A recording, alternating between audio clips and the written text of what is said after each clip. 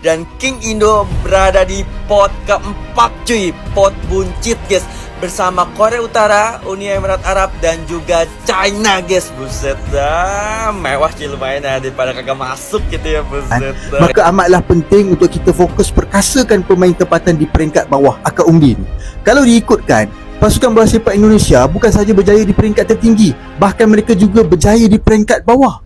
Jadi kita di Malaysia pun kena pulun habis persiapkan pemain ubi tempatan kita ni supaya kelak mereka dapat bantu skuad utama. Setuju tak? Indonesia U17 kembali mencetak sejarah. Bukan sebagai tuan rumah, tapi lewat perjuangan berdarah-darah di kualifikasi, Garuda Muda berhasil terbang tinggi ke Piala Dunia U17 2025. Yang bikin geger, Malaysia yang dulu sinis, kini malah ikut-ikutan memuji. Yo, what's up guys? Thanks udah mampir ke channel ini.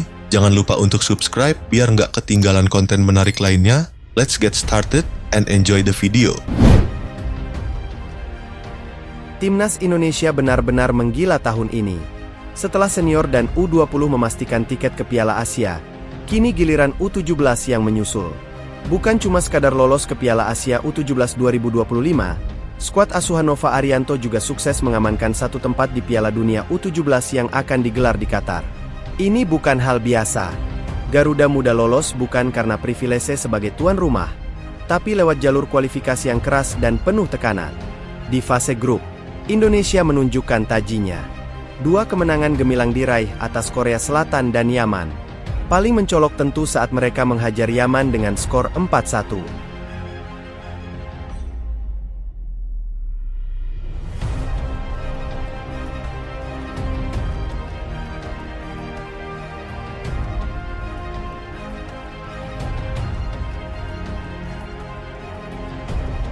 Media Malaysia seperti makan bola yang biasanya sinis, justru memuji permainan cepat dan efektif dari anak-anak muda Indonesia. Bahkan mereka menyebut Indonesia layak lolos ke Piala Dunia.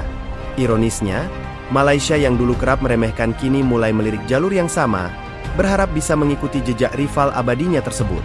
Apalagi, ini kali kedua Indonesia U17 lolos ke Piala Dunia.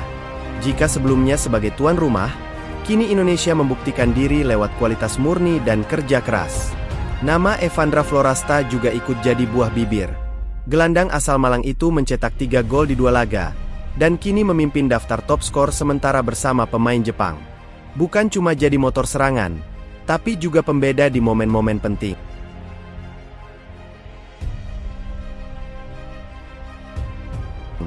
Penampilannya yang konsisten membuatnya jadi sorotan dan disebut-sebut sebagai salah satu rising star Asia.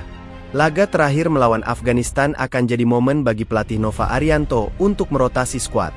Beberapa pemain yang belum tampil di 2 laga awal kemungkinan besar akan diberikan kesempatan.